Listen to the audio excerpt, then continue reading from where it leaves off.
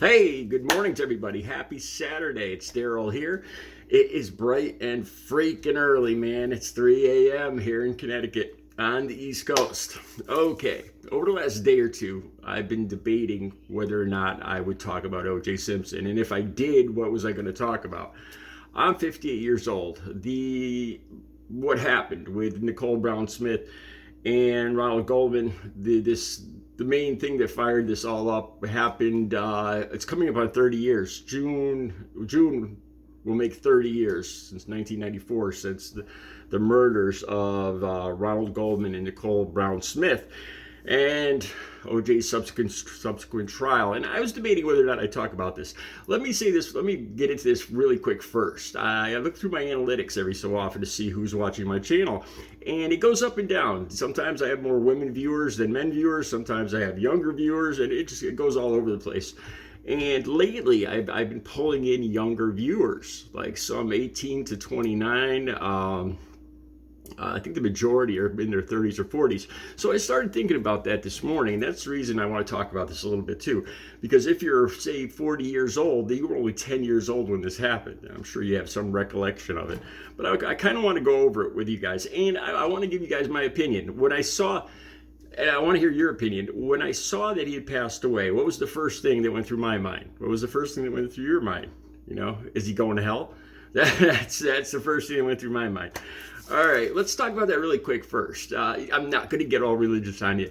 I do think there's an afterlife, and I think there's ultimate good and ultimate evil. You know, I think there is a heaven or a per se and a hell. You know, just like there's positive and negative, just like there's light and day, black and white.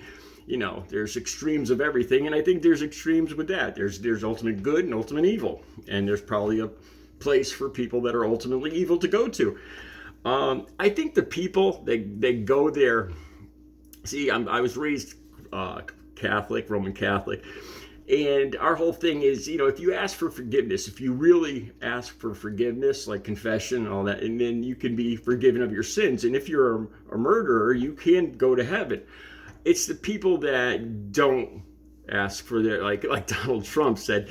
Notoriously, Donald Trump said that he has nothing to confess. He's a good guy, you know, so he doesn't believe he has to go to confession. You know, those are the people that I believe would go to hell. This is another thing. Okay, so let me get right into that. Let me start right off with that. Do I think OJ Simpson is going to hell? I think there's a good chance of that. This is what I think hell is. I think we judge ourselves in the end. You know, I think there is a figure, you know, Jesus, God, or, you know, whatever. And I think we review our own lives. And I think we feel everybody that we hurt. I think we feel what we did to them. We actually feel their feelings. You know, we kind of live, you know, so we get the empathy.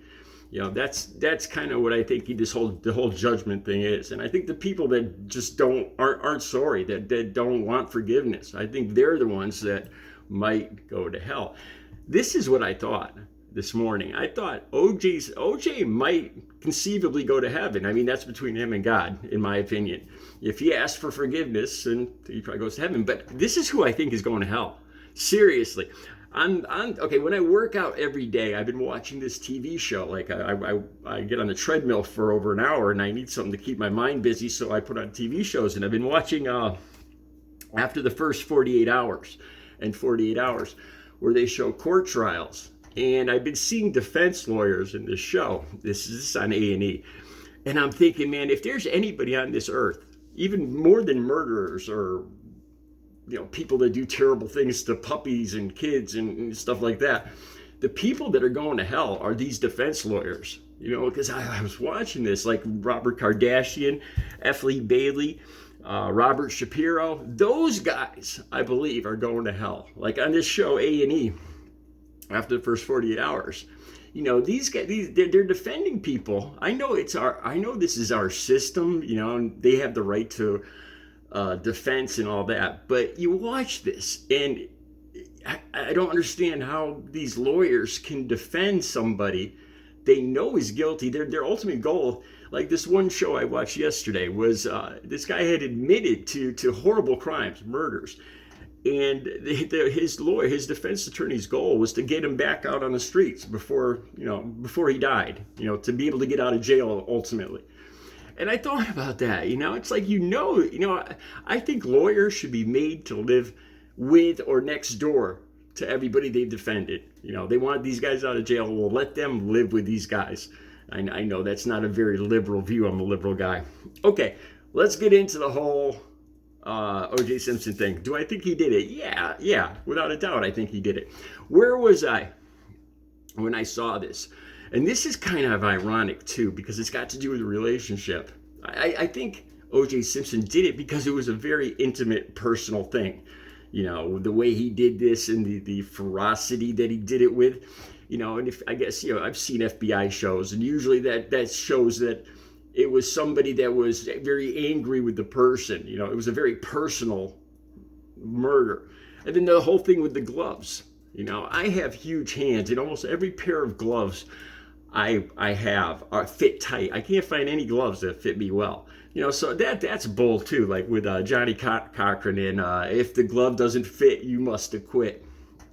They in Johnny, I think it was Johnny Cochran that admitted he had doubts whether or not OJ Simpson was guilty or not. So here he argued to get OJ Simpson free. That he never committed this, and in his head he knew that he at least had doubts that OJ Simpson had done this. Jealousy, the intimate nature of the whole thing, and then the Bronco Chase. When he's running away in the Bronco Chase, if you were there and you watched this, OJ, right after the bodies of Nicole Brown Simpson and Ronald Goldman were found, OJ fled from the police, and he was laying down in the back of the white Bronco with a weapon, saying that he was going to off himself. Now, is that something, really? Is that what an innocent ex-husband of these two, if he was really an ex-husband, if he was really innocent, is that what he would do? No, of course not. Of course, no, this guy was guilty as sin, man. Here's another thing I want to talk about. I kind of forgot about this too. This really divided the country. Nowadays, it's about Trump supporters or MAGA, Make America Great Again, the cult, and the rest of us. That really divides this country today. A lot of people, pretty much everybody has an opinion, or they're adamant about not having an opinion or whatever. Back then, it was black and white. The majority, this is my opinion, the majority of black people believed OJ Simpson didn't do this, or at least, I don't know if they really believed he didn't do it, but because of the way that black people have been treated by law enforcement and the court systems, they wanted him to be free. They wanted OJ Simpson to get off on this. The majority, back then, if you were around, you'll remember this.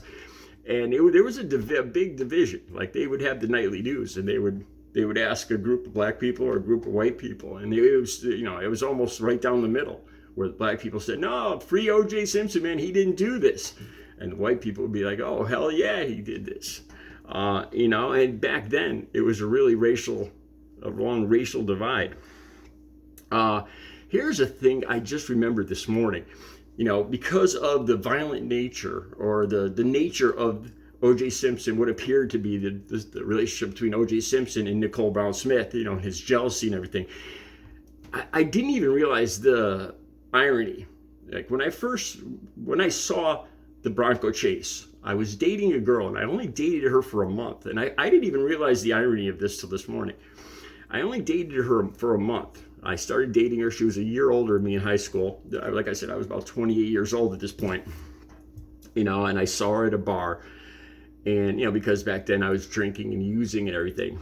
And here's the thing. When you're drinking and using, other people, it's common knowledge that I drink and use. So looking back, the only girls that would date me, I'll say this now. Back then I wouldn't want to admit it. The only girls that would date me were usually women or girls that had problems themselves. They're the only ones that would put up with somebody like me, to be honest. And I started dating this woman, and she was beautiful. Like I said, I knew her from high school, and we started dating, and all of a sudden I realized that alcoholism ran in her family, and that she would just have a couple drinks and she'd become a totally different person. Like I said, the reason I bring this up is because I was laying on her couch with her when I watched the OJ Simpson chase with the Bronco. And I kind of I forgot about her till this morning, because it was only a month-long relationship. And the reason I broke up with her, it was because of her jealousy too, because she'd have a few drinks, she'd turn into this other person, and she talked about herself in a third person.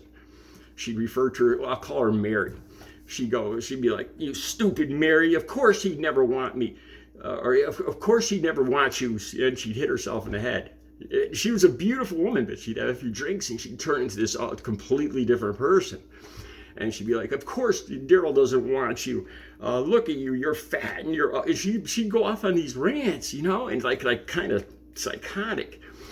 And the day I ended this, like I said, the only reason I think, I think people like me, when you drink and use, it becomes common knowledge. And the actual good dates, the good women that that don't have issues would steer clear of me. I realize that now. And that's why some people, they have issues themselves, so they settle for somebody like me, and who had issues.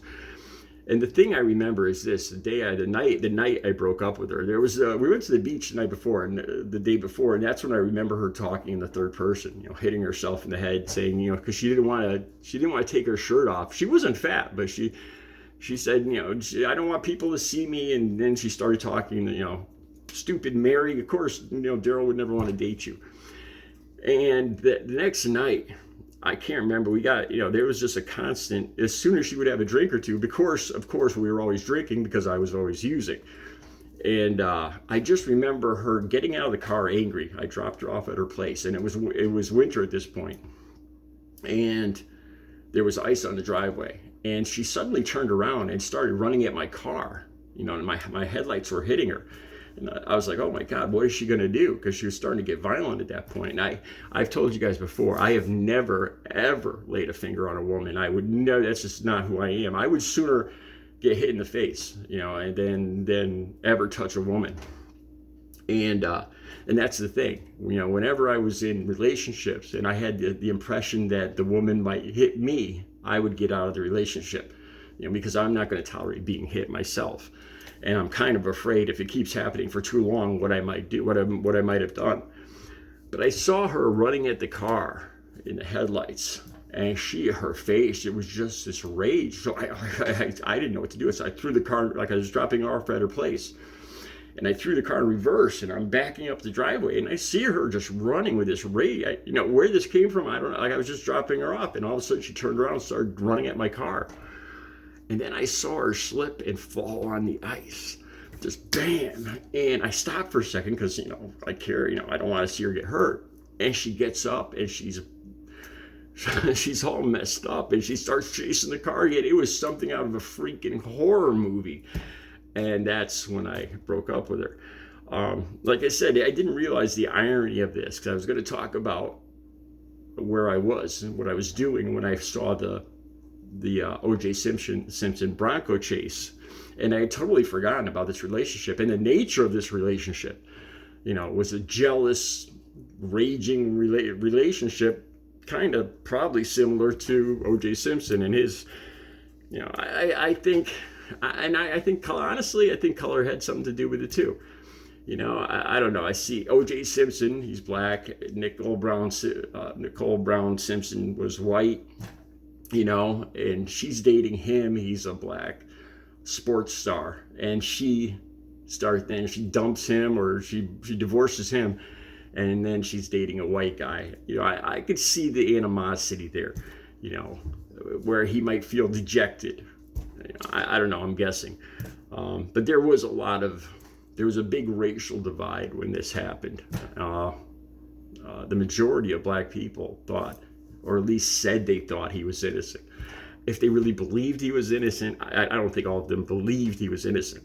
But I think they wanted to see somebody finally get off on a case. instead of being unjustly accused. Those are my thoughts today. Let me know what you think. Where were you in the OJ Simpson Bronco Chase? What do you think? Was OJ guilty? And who should go to hell? Who deserves to go to hell more? OJ Simpson or his lawyers? I believe his lawyers are more deserving, or just defense lawyers in general that know their clients are guilty and fight to get them back out on the street knowing that they're guilty. I think they should live with their clients. I think they should live next door to these guys if they think they're so innocent. And then I wonder about this too. A lot of these guys aren't OJ Simpson. They don't have money. So why are these like when I was watching A&E after 48 Hours? A lot of these people were, they weren't rich by any means. So why are these defense attorneys defending people that they know in their heart are guilty? It's not for money. It makes me think these defense lawyers are truly evil and just want to get evil people back out on the street. Let me know what you think. I know it's not a liberal view, and I'm a liberal guy. Have a good Saturday.